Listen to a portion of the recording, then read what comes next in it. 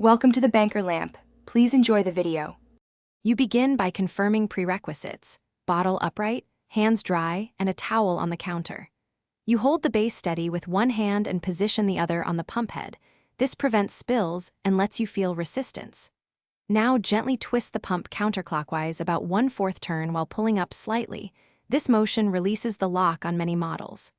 Once done, check for an arrow or groove that indicates rotation direction, because knowing the how prevents breakage and wasted force. You continue by addressing stickiness from dried cleanser.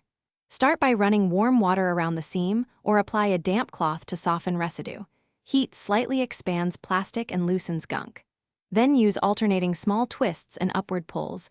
This combination releases seized threads more safely than brute force. If your grip slips, wrap the pump with a cloth and use padded pliers for extra torque.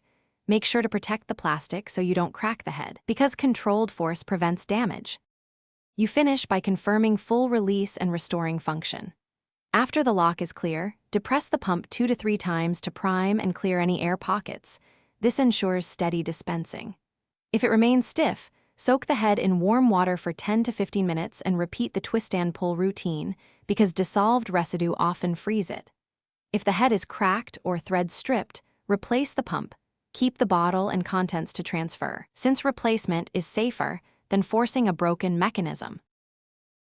Thanks for watching. If this was helpful, leave a like and consider subscribing. See you next time.